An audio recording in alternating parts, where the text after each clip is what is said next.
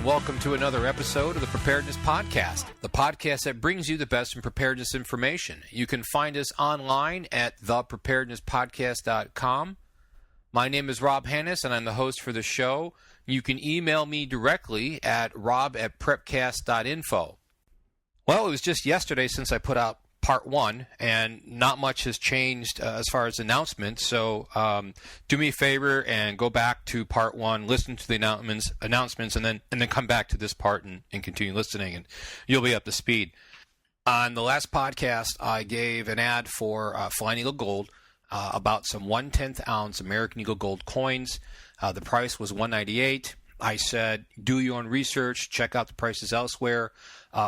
You listeners did. And that's absolutely great because major tenet of the podcast, to do your own research.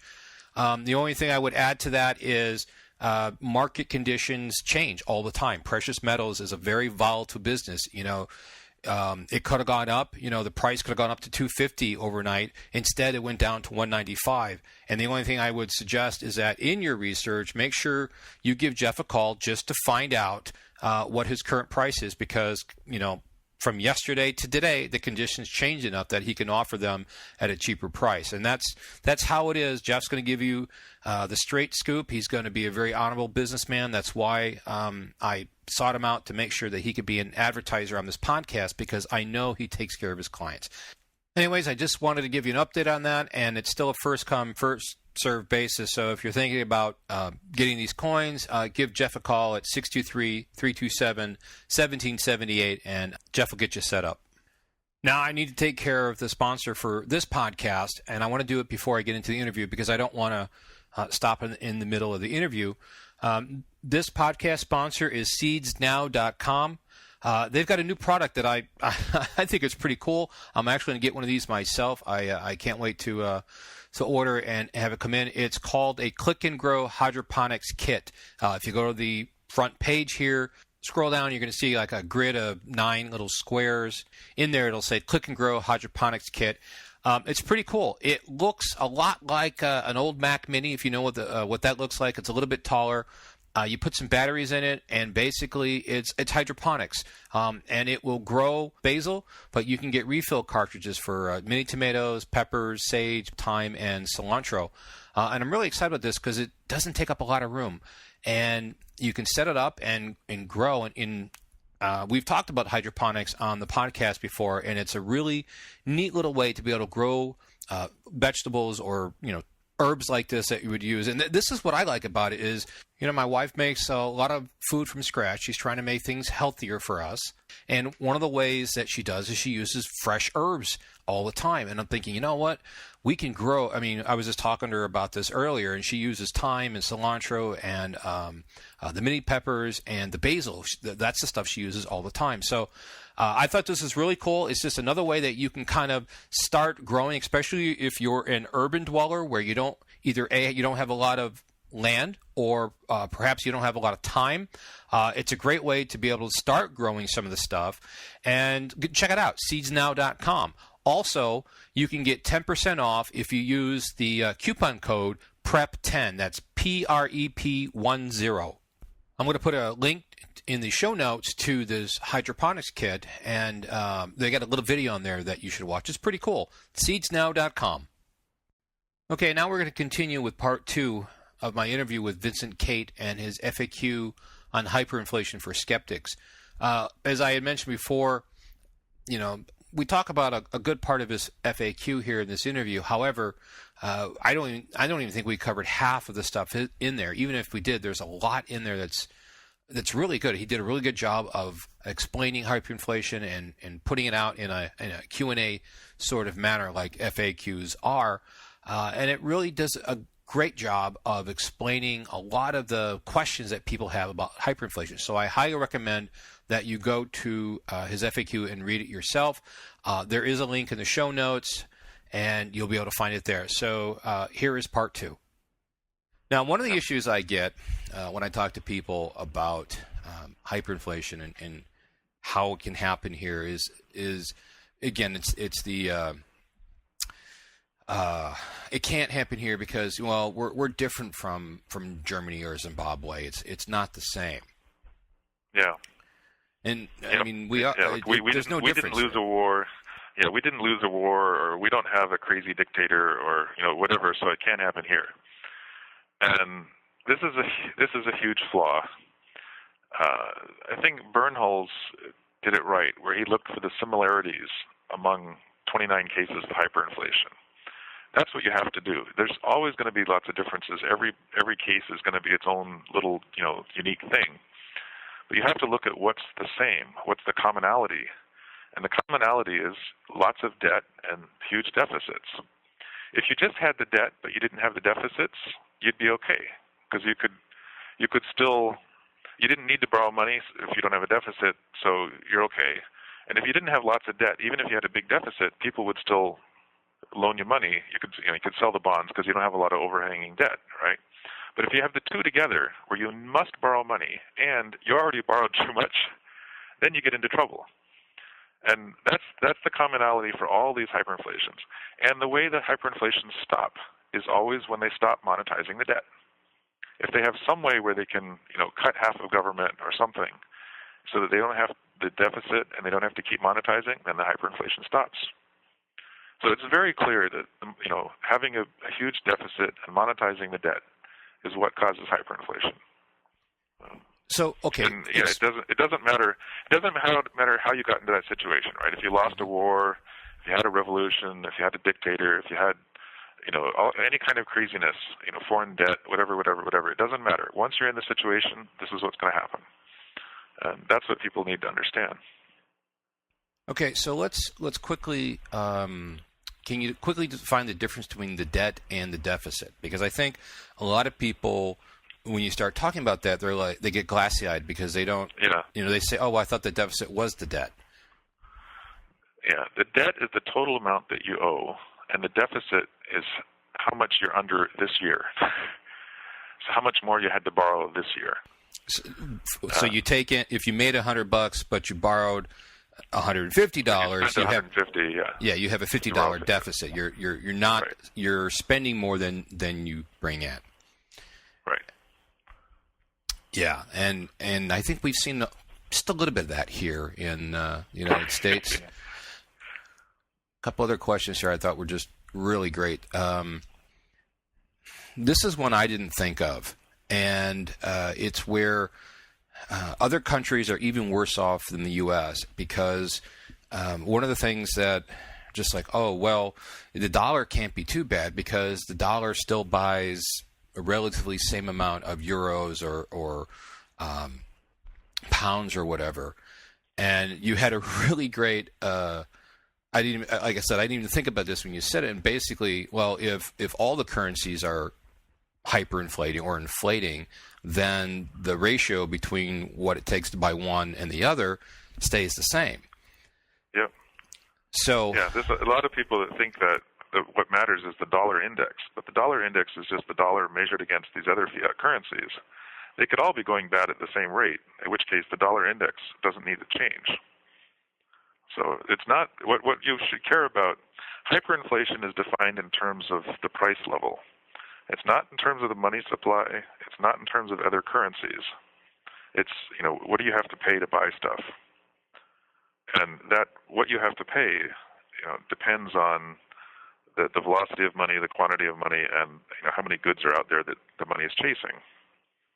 Right, and this is one of the I mean I hate to admit it, but I watched the dollar index as an indication of what's happening, and it goes up, it goes down, it goes up, and in the back of my head I'm thinking something's not right here. We know, when I look at food and gas and some other prices, and they're like, well, they're going up a lot. The price of tuna, a can of tuna, just keeps going up. It never goes down. What's going on here?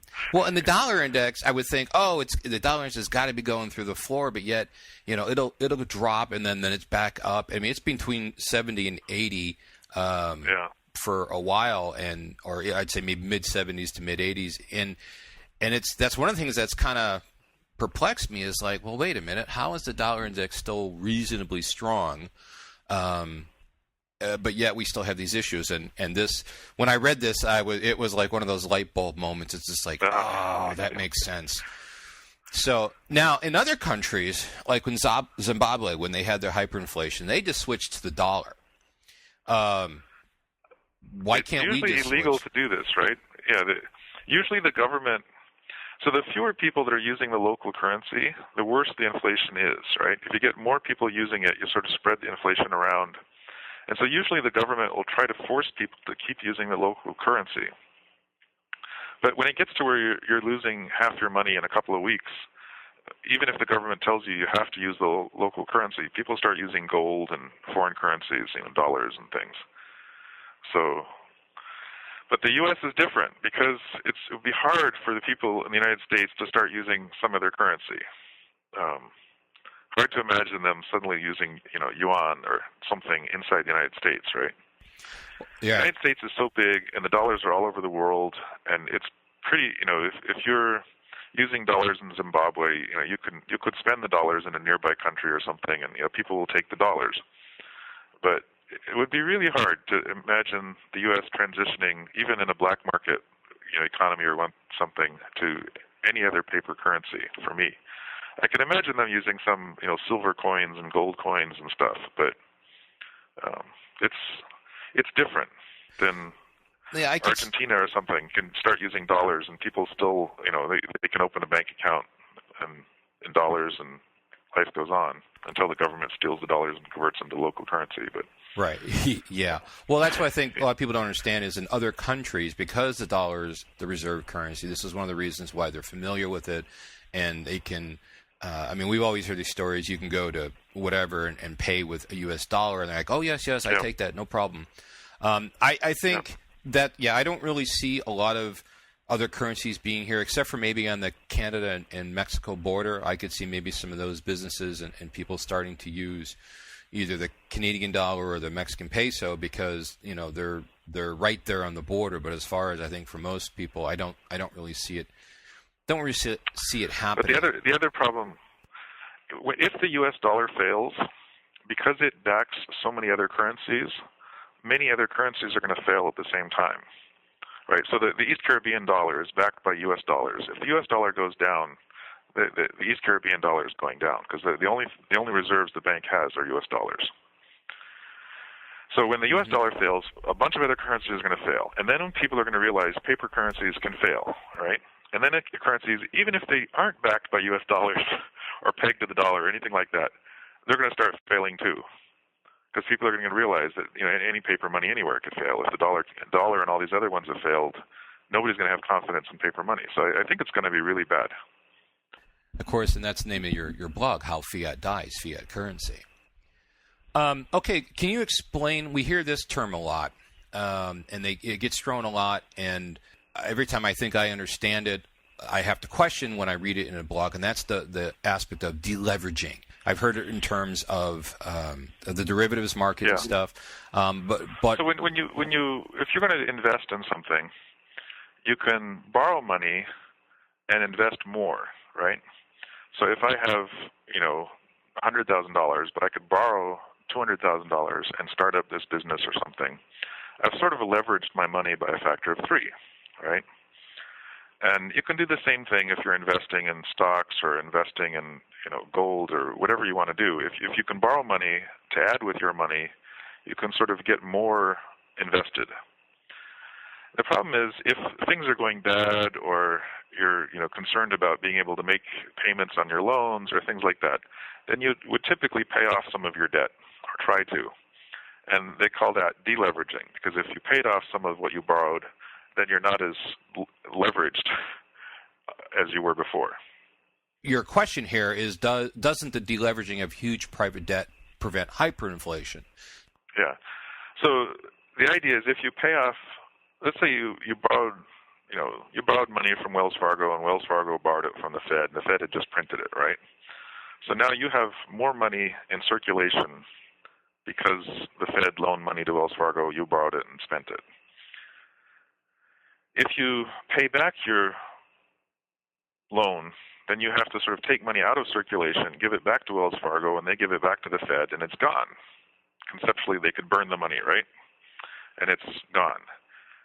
And so the idea is that as you pay down debts, there will be less total money in circulation. It also works with the fractional reserve money creation. If somebody, if I put $100,000 in the bank, and it's a demand deposit, I can take it out anytime I want, but the bank loans it out to somebody else for 20 years, well, that person has the money, and for measures of the money supply, you add in the demand deposits, which is my $100,000 as a demand deposit, right? So now you add in the $100,000 the other guy has, or maybe it's $90,000, and the $100,000 which is on my checking account, which supposedly I can have anytime I want. And now you have more money, right? But if he pays back the loan, then there's less money. So as people, at least by, again, it's a definition of money supply includes checking accounts and cash, right? So when they loan out the money that I gave them in the checking account to somebody else and he's got the cash, now you account it twice. Yeah, it's a little shell game they got going there. It's a little shell game. Yeah, fractional reserve banking is a very bad thing, and it's essentially causes troubles again and again and again throughout history. Yeah, the fix you'd think we'd learn. They still haven't learned. It's amazing. Well, some people have learned. There are economists who understand the problem, right? But the answer is really simple. If you're going to loan money out for 10 years, you should do it by selling a 10-year bond. Because then you have money for 10 years, and you could loan it out for 10 years, right? But if you take somebody's savings account and tell them they can take the money out anytime they want, and then you loan that money out to somebody else for 20 years, there can be a time where you can't pay them back, right? If too many people come and want their money out at the same time, it's like in the movie It's a Good Life where you have the run on the bank. Exactly. If too many people want to take their money out at the same time, you can't really do it. So it's a lie. It's a fraud to say that you can take your money out any time. It's not true, right? Fractional reserve banks are all frauds, and they run into trouble again and again throughout history. So then what happens is the government bails them out, and then the government gets in trouble, and the central bank bails out the government by buying up the government debt, right? But then the currency gets into trouble, and this happens again and again and again. Fractional reserve banks get into trouble. Government bails out the fractional reserve banks. Government debt, gets too big. You have a sovereign debt crisis, and then the central bank buys up the government debt, and then you get a currency crisis. So these take a while. It takes time for people to work through the system on this. So there's a few years, to go from one to the next to the next. But the way it always ends is a currency crisis. We're going to get one. The only question is how bad, right? Is it hyperinflation, or does the dollar just devalue by a factor of 3? Right. Or does it go all the way to 0, right? That's the question. To me, there's no question that there's going to be a currency crisis. Well, I think we're starting to see the effects of that. I mean, back in 2008 when we had these big bailouts, I mean, we're saving banks that we shouldn't save because they screwed up. They all we're teaching is, go out and loan out more than you can cover and make these mistakes, and don't worry, we got tax dollars here that we can bail you out with. But any fractional reserve bank, if a fractional reserve bank loans out 90% of the money they have from their demand deposits, then if more than 10% of the people want to take out their money, the bank's bankrupt. Mm-hmm. So any fractional reserve bank, anywhere, could be bankrupt, just depending on how many people want to take out their money. Right, which is why they're so sensitive to controlling or stopping a bank run, through bank holidays and stuff like that. Which I suppose it could stop it at some point, but it doesn't solve the issue. People are scared, people are panicked, they want their money, but nobody can get. I mean, only the first few can get their money. After that, there is no more. Yeah, well, then what happens is the government with FDIC or something bails out the bank, right? Because they don't want the people that deposited their money to lose their money. But then the taxpayer lost their money. So then the government has to borrow more money. And eventually the government gets into trouble. And then the central bank helps out the government. But then the currency gets into trouble. It's the pattern. There's a book, This Time is Different. And you can see this pattern again and again and again throughout history. This fractional reserve banks cause trouble.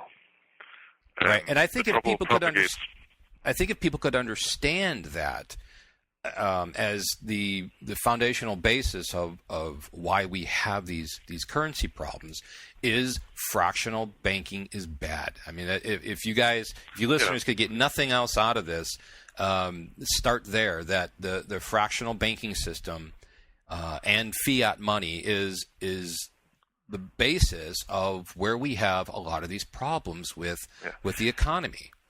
And it's trivial to fix. You pass a law saying any bank that wants to loan out money for 5 years has to have got the money for 5 years by selling, a 5-year bond or a 5-year CD or whatever you want to call it, but something where they have the money for that whole time. If you want to sell it, if you want to give out a 20-year loan, you have to have the money for 20 years, right? So if you match the duration of all your deposits with all your loans, you don't have this run on the bank problem.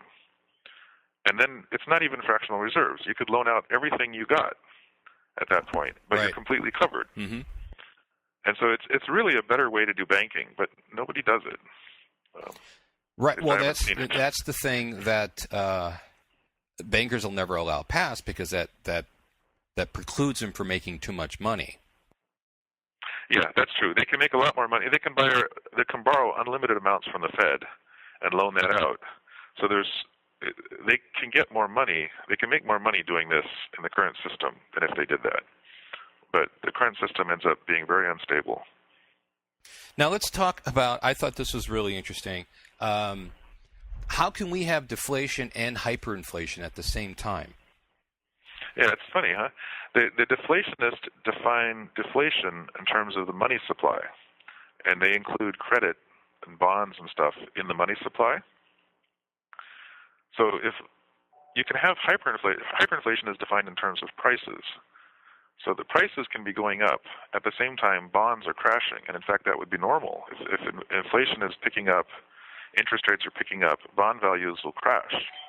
So you can have hyperinflation in prices and deflation in the money supply if you count bonds as part of the money supply at the same time. Yeah, and I thought that was interesting. I wanted to bring that up because I think as we get deeper into this currency event, we're going to see this, and people are going to say, "Oh, it can't be hyperinflation because look, we have deflation." Yeah, and the funny thing is, it's the deflationists are going to see their deflation, and the hyperinflationists are going to see the hyperinflation, but the history books are going to record there was hyperinflation. Okay, if you look back at this and the prices are going up at 5% a month or 10% a month or whatever, nobody's going to say that was deflation when they write about it in the history books. It's not, it's hyperinflation.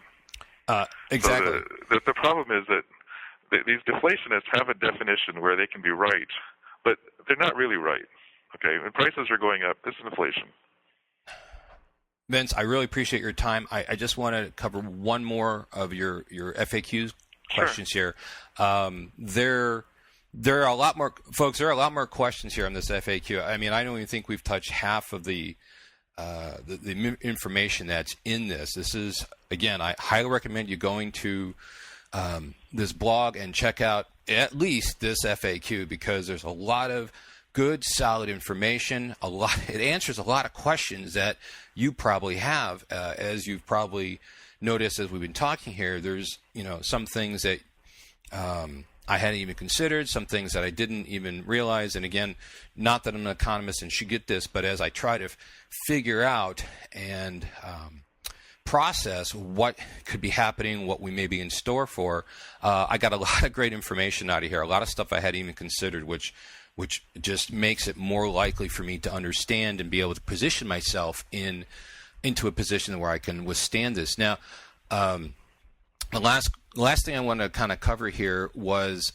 your question here. If there is a hyperinflation, what makes you think you'll be able to buy food with gold and silver? Yeah, there's a lot of people that say, well, you can't eat gold or you can't eat silver. So, when the world goes crazy, what good is this gold and silver going to do? But the truth is, in hyperinflation, people still, economy is still going on. It often goes underground or black market or whatever because the government is trying to control things too much and the taxes are too high and you can't handle it. But commerce still happens. People are bartering, people are trading, and they'll trade for other things that are real. So you might trade sweet potatoes for fish or something like that. But people will also trade for gold and silver because they know that next week they can trade for something else with the gold and silver. It's not going to lose half its value in the next week, whereas the paper money could lose half its value. So they don't want to trade for that. So, historically, people still use gold and silver. And in fact, in France, they were cutting people's heads off for selling things in gold when they were only allowed to sell things in paper money. And people still had to sell things in gold because otherwise your business goes out. You can't stay in business. If your money's worth half as much next week when you have to go buy your supplies, you just can't stay in business. So the only businesses that were still around were ones that were doing it illegally. And so even at the risk of getting their heads chopped off, people were still selling stuff for gold. And people will still do it now. Well, and that's one of the aspects I've been trying to, when I was talking about hyperinflation, actually I had a little mini series on this, and a lot of people, like you said, they say, oh, well, you can't eat your gold. But that's true. You can't eat your gold, but the point is that it's not going to be a Mad Max scenario where, everybody is fending for themselves and stuff. There's still going to be an economy. There's still going to be business and trade. In hyperinflation, hyperinflation has happened many, many times, right? The crime level might go up a little bit, but it's not Mad Max. It's not the end of the world. Life goes on. People don't all become insane criminals all of a sudden. People are still, just trying to go on with their lives. But they don't like paper money. They, prefer something that's going to hold its value. Exactly, and that's it could be gold, it could be silver, it could be copper, it could be nickel, it could be any sort of medium of exchange. But it comes down to what is accepted and what is stable. And gold and silver have been stable for a long time, for thousands of years, for very specific reasons. And I just wanted to cover this with you as a different viewpoint on. Because I've been trying to let my listeners know that in order to protect your wealth and protect your savings, you should roll it out of dollars and into something like gold or silver, because it's not, you're not going to lose the value there, whereas paper money you are. Eventually the dollar may very well go to zero, or if not zero, it could be cut in half or a third or a quarter. And then, that $1,000 you have in savings, it's still $1,000, but it only buys a half or a third or a quarter what it used to. Whereas, gold and silver, they retain their value, or whatever it may be, some tangible good or something. Hey, Vincent, I can hear your business starting to pick up in the background. I really appreciate your time. Sure, folks, it's been fun.